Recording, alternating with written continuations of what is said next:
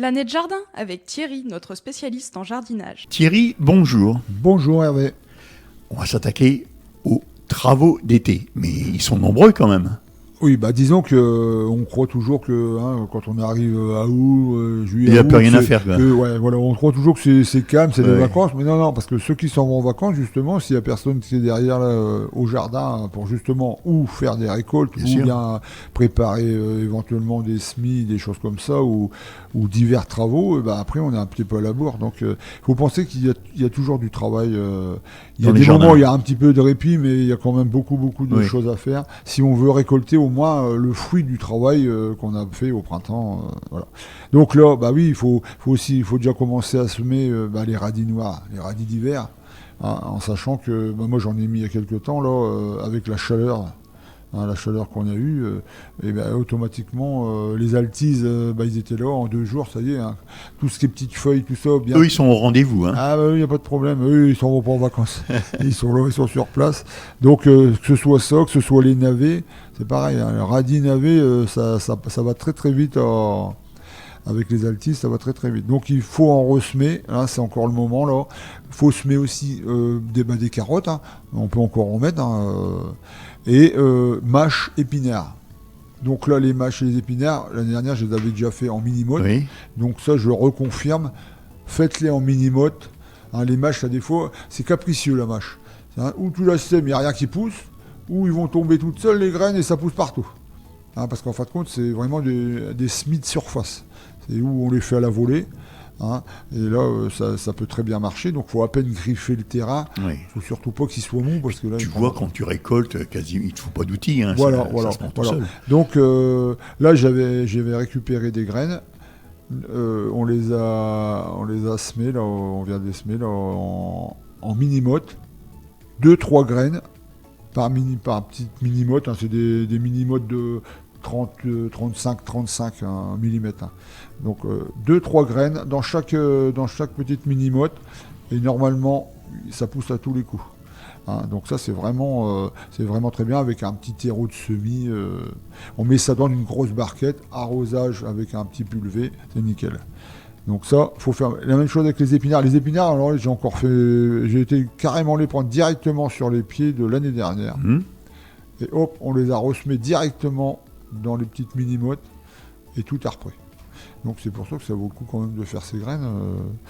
Et ça coûte moins cher. Hein. Exactement, parce que là les graines ça devient un vrai budget quoi. Donc voilà, repiquer les laitues, choux, poireaux, si c'est pas encore fait, mais bon les poireaux ça devrait être déjà fait, mais je sais qu'il y en a qui sont un petit peu en retard. Mais en tout cas, c'est toujours d'actualité. Nettoyage des fraisiers, surtout les remontants, tout ça. Arrosage, oui, c'est toujours le petit point d'interrogation.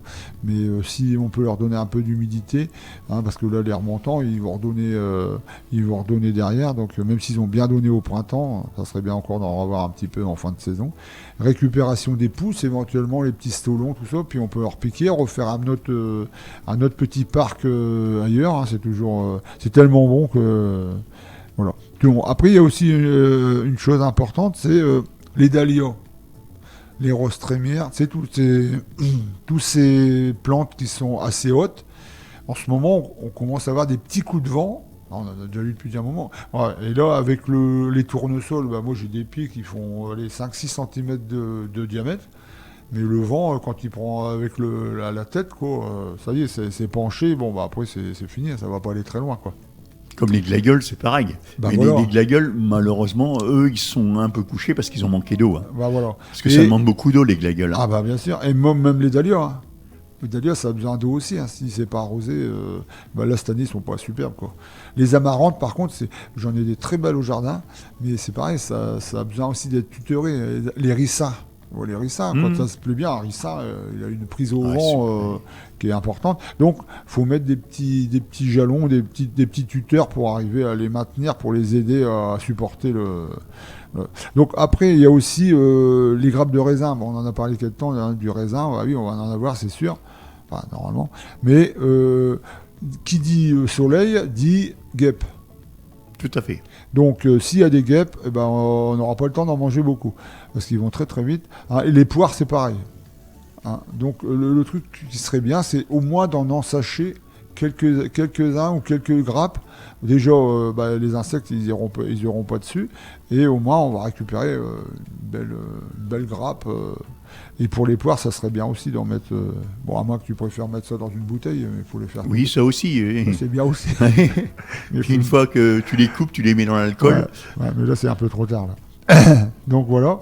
Et on peut éventuellement aussi encore supprimer un peu de feuillage devant le raisin pour que justement il prenne encore un maximum de soleil, même s'il il a déjà ce qu'il faut. Là, c'est de la chaleur quand il y a les feuilles, mais quand il y a le soleil dessus, c'est bien aussi, quoi. Mais ça peut cuire aussi, hein. Ça peut cuire aussi avec les soleils qu'on a eu il y a quelques temps auparavant. Là, c'est compliqué. Bon voilà, donc après les tomates. Alors les tomates, moi qui dis toujours de rien tailler, cette année c'est un peu exceptionnel. Moi, toutes les feuilles basses, ils sont devenus marrons. Donc ceux-là, je peux les enlever, ils ne servent plus à rien. Donc on peut enlever un petit peu pour faire de l'aération déjà au niveau du pied, quoi.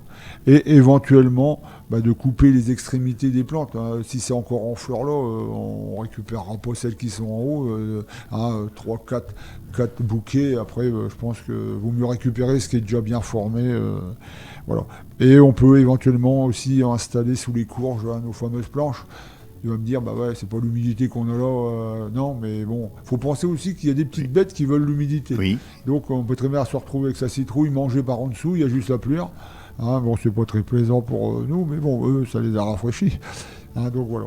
Et ensuite, il y a encore les petits filets anti-insectes à mettre sur les poireaux pour la teigne, les mouches du poireau, quoi. Thierry, tu donnes le conseil du jour aux auditeurs ? Le petit conseil du jour, ce sera à propos du basilic.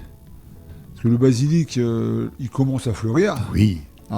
Il n'y a pas question de récupérer les graines. Donc il faut lui recouper. Bon, c'est sûr qu'on peut récupérer des graines aussi, mais ce serait bien de le recouper en dessous les floraisons pour justement refaire des nouvelles pousses et garder des petites feuilles toutes fraîches pour continuer nos petits assaisonnements de tomates. Donc voilà, ça c'est important d'y penser aussi, parce que des fois on dit c'est tout, c'est la fin, on laisse en fleurs, oui c'est joli, mais ça ne procurera plus rien pour nous. Thierry, avant de fermer cette chronique, tu peux me dire où est-ce que l'on peut te rencontrer au Jardin des Partages ? Oui, à Guiscard, sentier du Tour de Ville. C'est situé, en fin de compte, la petite ruelle située en face l'entrée de l'ancienne maison de retraite, route de Fréniche. Et on peut te contacter comment ? Avec ton téléphone ? Oui, disons par téléphone, donc 06 47 25 26 91. Et autrement par mail éventuellement thierry.letupe, LETUPE, @orange.fr. Et on peut te rencontrer quel jour là-bas au Jardin des Partages ? Disons qu'actuellement, je veux dire que j'y suis tout le temps, parce que j'ai mes locataires, mes poules qui ont besoin de moi matin et soir. Mais autrement, le lundi matin, le mercredi toute la journée, le samedi matin. Donc là, c'est plus sûr de te rendre, te voir. Là. Mais un petit coup de téléphone avant pour rassurer. Tu rappelles ton numéro de téléphone ? Oui, donc le 06 47 25 26 91. Voilà Thierry, je te souhaite un bon week-end. Merci, au revoir les auditeurs.